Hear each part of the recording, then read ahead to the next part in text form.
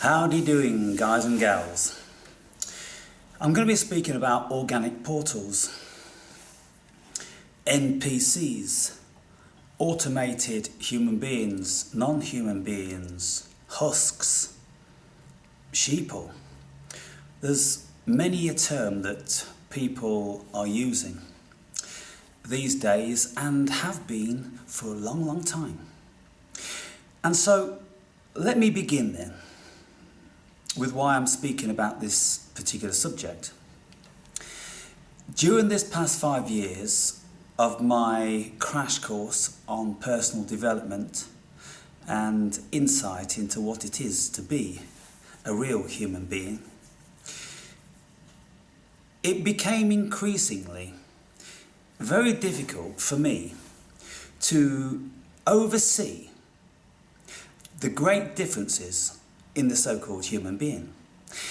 In the early stages of the first 3 years, I had a high level of frustration because I discerned that I couldn't in actual fact reach the vast majority of these so-called humans.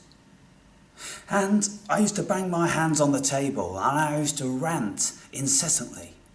And over this past 5 years, I've tried many an avenue to try to see if I can reach the real human being, the real spirited human being. And now, finally, having been making videos about such things and speculating that I didn't think that everybody was the same, that we have different varieties of spirit within us, even numerous amounts of spirits within us. And so, because I've been vocalizing this and I've been speaking to you guys about it, you have been sending me information and we've been conversing about this particular subject, and we've come together now with the assumption, with the deep consideration that it is in actual fact true that not everybody is human here in this dimension. Where they come from, what variety of spirit, soul they have, is open for anybody's speculation. Rudolf Steiner, he's wrote prolifically about this sort of thing, speaking about how souls and spirits make manifest as ethereal entities initially, and then through a progression of,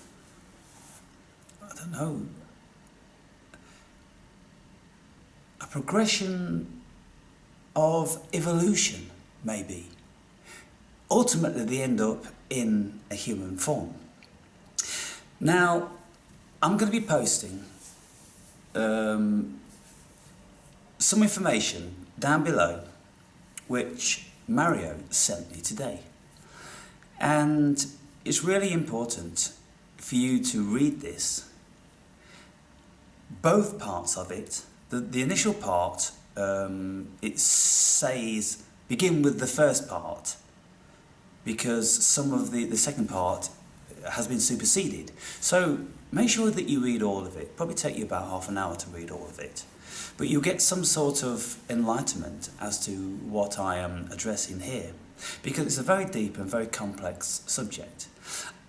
And I first started to question whether everybody was real when I had my first major psilocybin experience. And all of a sudden, it turned out that I could feel people's energies around me. And they were so distinguishable from one another, from a very pleasant, normal, human spirit soul to a drone or a very negative energy. And there's many varying variances within, which are more difficult to discern. But you see, if any of you guys have known narcissists in your life, then these are a classic example of a non-spirited human being. Apparently they have a soul which enables them to function within this dimension, but the soul will not be reincarnated. It cannot make advances. It cannot use its deep intuition. They don't have empathy, and they don't have this ascending level of consciousness that real spirited human beings have. The variety that question everything. The variety that know for sure when you're in the presence of one of these automated creatures that you cannot get through to them. And it doesn't matter what you say and do. You will never get through to these because they don't have the wherewithal. And so it's been really curious for me to discover this, that many very intelligent people have been speaking about it, unbeknownst to me. And so now I'm beginning to be privy to some of these names, and I'm going to be starting to read some of their books, because it seems to me that when we're looking for answers as to why the world is like it is, it's because of this. And of course, David Icke, he openly professes that psychopaths are running the world. Well, psychopath, yes, that's a psychoanalytical terminology that we can place upon these so-called human beings that don't have empathy. But it also comes into the category of a non-spirited human being. And Icke, and many other people, they all speak about archons and attachments and mind viruses like Wetiko, and this goes on and on and on. Throughout history, it's there if you look for it.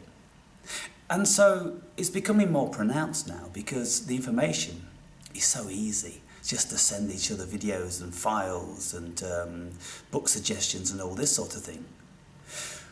I think we're now coming into a very peculiar stage of the development of this world, when more and more people start to question whether we are in actual fact parented via these non-spirited human beings. Looking back at my father, he never ever said in his life that he loved anyone. It just wasn't a part of his vocabulary. And many other reasons. He was a perfectly functioning soul with a high intellect, but he had no empathy or sympathy for mankind or anybody. He never expressed love. He couldn't. If you put your arm around him to give him a hug, he'd go rigid like concrete. And it'd be like he was petrified. He was so uncomfortable. He couldn't do that. He couldn't hold you. All right, son, love your son. Or, okay, if he's a bit macho, couldn't do that to his son, but to the children, the small ones, or the girls, love you. Never.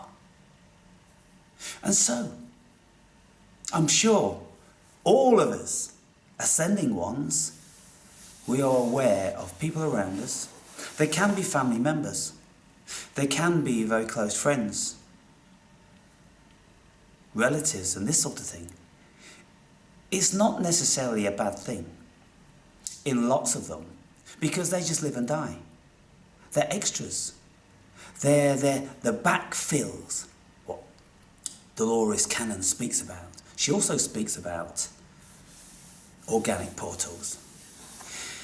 And you say, when you've got this little benevolent or benign old woman that you expect to be sitting there with the knitting needles clicking away, speaking about things of this magnitude to the general public, it's all there for anyone to tune into. When people like her are speaking about this, I'm pretty sure that one or two people might start to take note. And so I thought I'd make this video and put the link down to this information down below and allow you, if you so wish, to look into it yourselves, to start to observe who is a non-spirited human being. Now, of course, any of you that have had bad experiences with people on an ongoing basis, and they just can't rationalise, and they don't have any empathy, they are narcissistic or sociopaths or psychopaths, these variety of people guaranteed are non-spirited human beings. And it's the non-spirited human beings that have took ownership of this world. And it's because of the lengths and breadths that they can go without any conscience. That's why they're in the positions they're in now. And because the spirited human beings, we have empathy, compassion, and a high level of cognizant ability, we try to find a rationalization for certain behaviors within the human psychological parameters of psychoanalysis. But the more you learn about it, there must come a time in your life when you will have to say, enough already with the psychoanalysis. With assuming that we are all human beings, it's just that some of us are bad machines. Some of us have had terrible upbringings, which we can then make certain allowances and justifications as to why people act in the way they do. But what I'm saying now, what I'm suggesting now is, people, that these allowances shouldn't be made. We should look with different eyes at the world about us now. And we should know that there are different varieties of energies, different creatures, coming from different dimensions, different star constellations, whatever. They've all come on holiday to have the human experience from all over the cosmos. When you start to look at it like that, then this world becomes a very different place. And when you look back now with reflection to many of the movies that we've been privy to, you can see that somebody, something, has been trying to tell some of us something. And I can't help thinking that this information has to be given to us, because it's one of the laws within the Kabbalah that they have to provide us with all the information, with all of the things that they're carrying out, with all of the projects that they've got in mind for this world, this dimension. They have to make the information public. It has to be in the public domain. Otherwise it would be unfair. So they do this. You can find all the information, what they're going to be doing. It's all there. Documents as high as the Empire State Building. It's all there for those of us that get tuned into it and say to ourselves, it's high time now I looked into this a bit more. And when we do this, we step up one more rung on the ladder of ascension, with the acquisition of knowledge, with the equipping and furnishing of our spirit with this information, with the vibration that pertains to it. Because all this information, what these entities are doing, pertains to a very high echelon of knowledge. I wonder if we could say wisdom. I'm not sure whether we could conjoin wisdom with that knowledge.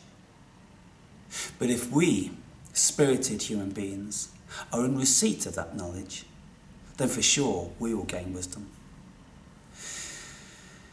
And so then, people, it's not necessary to feel out of sorts with yourself about this, to feel afraid in any shape or form, because it's always been here, and it always will be here. It's just a case of, will we always be here? Or will we ascend sufficiently enough never to come back to this present planet, which is apparently the lowest vibration in the whole cosmos? If we can make it here, we can make it anywhere. So, if any of you would like to engage with me on this subject in a Zoom conversation, I look forward to hearing from you.